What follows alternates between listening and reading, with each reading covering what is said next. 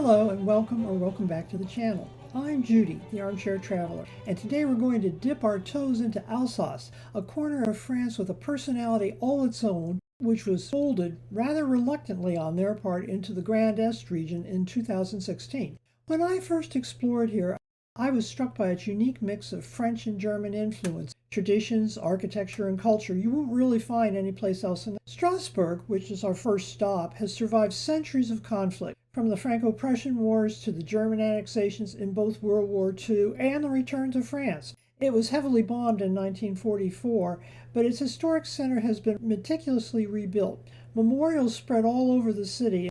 This video is just a short preview of a much longer visit I'm working on. Think of it as a taster to set the scene. Strasbourg, here in the heart of Alsace, is both German and French, yet entirely Alsatian. It sits on the Rhine River and has been a crossroads for Roman, French, and German control for centuries. Today it's a European capital, home of the European Parliament, and a living testament to history, culture, reconciliation, and a strong ability to survive almost anything that history and time can throw at it. The area deserves much deeper exploration, which I'll be doing in future videos, so for now I can offer you this small holiday taster. We'll begin with Strasbourg and take a whirlwind walking tour of the city that has always managed to stand apart from the rest of the past.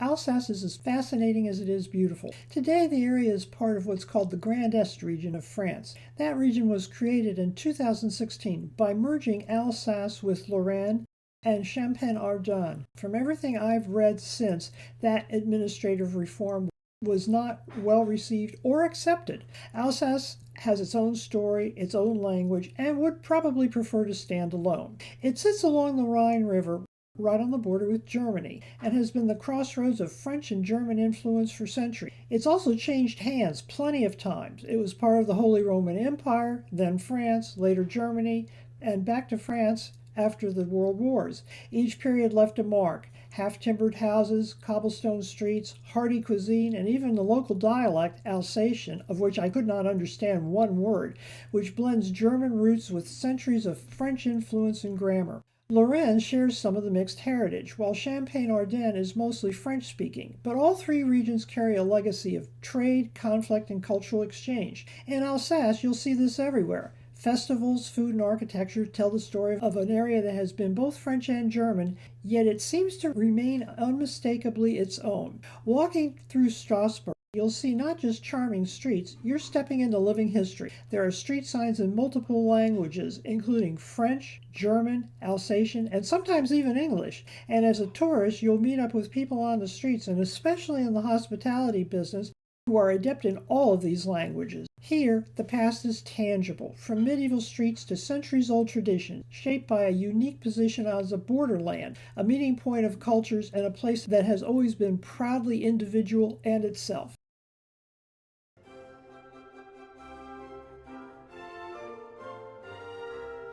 Strasbourg could be divided into three distinct areas. The newest of these is the EU, which I'm going to skip today. Tourists like me generally stick to the Grande Ile and La Petite France. Grande Ile, or the Big Island, is the historic heart of the city, formed by branches of the Ile River, although the name actually refers to the island, not the river. Its story begins in the days of the Roman conquerors, when Strasbourg was a fortified outpost called Argenturatum, strategically placed along the Rhine frontier.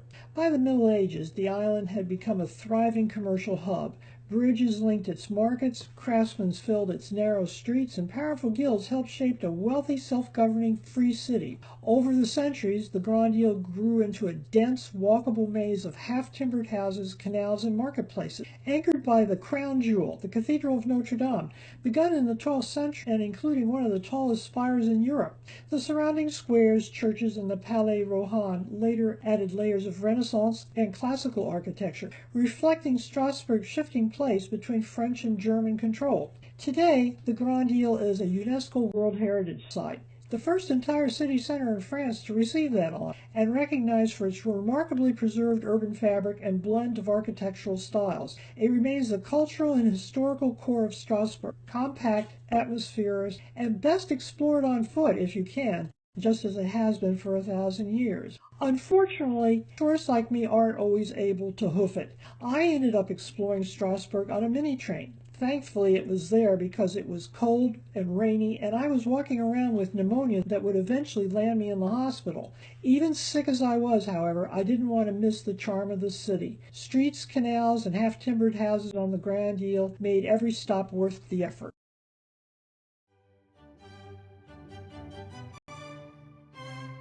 Today's walk begins where my own did, at the Place Kléber, the city's central square, named for General Kléber, a local hero of the French Revolutionary Wars. His story is remarkable and too long to go into here.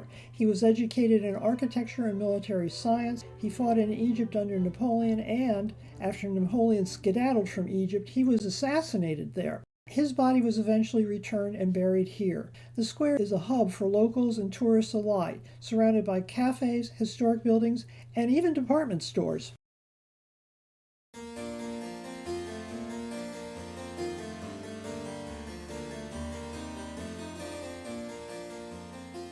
Strasbourg Cathedral dominates the city skyline with its pink sandstone and intricate Gothic carvings. Inside, the organ loft is spectacular, and there's an astronomical clock that draws crowds every day when life-size figures of Christ and the Apostles perform their procession. The cathedral also bears reminders of Strasbourg's Jewish community, one of the oldest in Europe, often uprooted but still enduring. The cathedral survived World War II largely intact, but precautions were taken to protect it. The stained glass windows were removed and stored elsewhere for safety, but the astronomical clock was apparently too big to move and remained in place.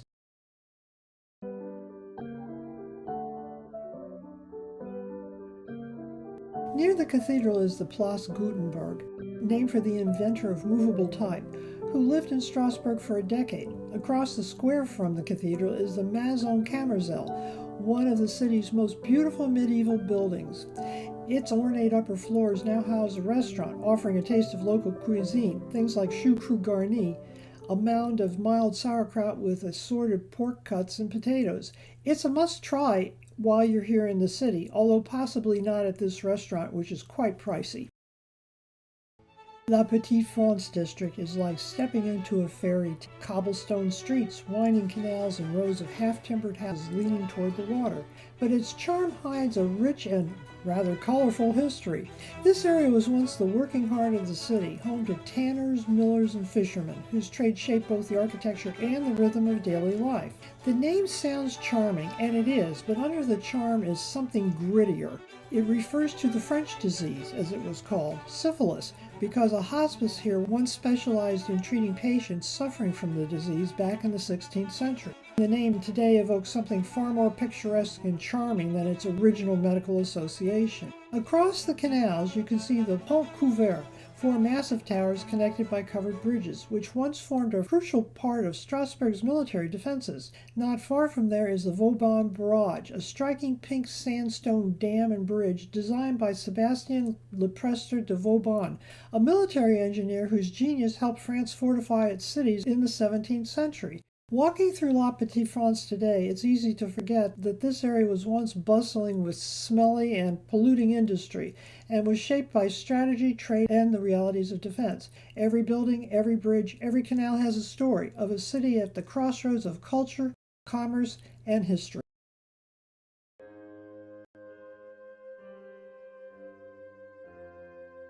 St. Thomas's Church shows us how times could change. This was originally a Catholic church, but later converted to a Lutheran church, and features what's called simplified Gothic interiors. Behind the altar is a mausoleum of Marshal Maurice of Saxony, an 18th century soldier of fortune who served Poland, Germany, and France. The man was apparently always looking for a new job. The tomb is rich in allegorical sculpture, most of which escaped me, but I was able to understand the death's head and an hourglass, reminding us that time is the enemy of us all. Strasbourg is a huge international city, not only the capital of its administrative region, but also one of the four alternating capitals of the European Union. The EU administration has its own infrastructure and regularly welcomes visitors from member states, which stretch from here to there, with culinary options to match.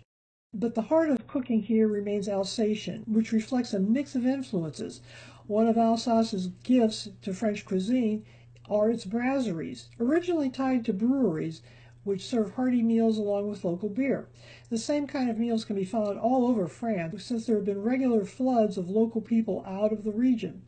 My meals here included choucroute garni, that's my personal favorite, and tarte flambée, a kind of French pizza, eaten under awnings or sometimes inside of rainy squares. It rained the entire time of my visit, so I soaked in plenty of wet weather along with the atmosphere. Even shopping in a local supermarket offered a glimpse into Alsace's unique blend of French and German culture. I actually saw choucroute fixings all packaged up and ready to take home and cook, in my case, in an apartment hotel. Strasbourg is a fascinating and potentially confusing blend of contradictions. It's small. Grand Isle has fewer than 15,000 residents, but there are as many as 500,000 in the general area. It's old, dating back to well before the arrival of the Romans, and new, with that EU district I told you about, dating only from the late 20th centuries. It's simultaneously French, German, and Alsatian, with layers of history, culture, and architecture overlapping at every turn. From bustling squares and canals to solemn memorials, it's a place where Europe's past and present meet up. Every step tells you a story. Thank you for joining me in this taster tour. Remember to check back for the full version of our walking tour. In the meantime, if you enjoy my content, remember to like, subscribe, and share. It won't cost you anything except a couple of key clicks. It means that YouTube will show my videos to other eager travelers. I'll see you soon.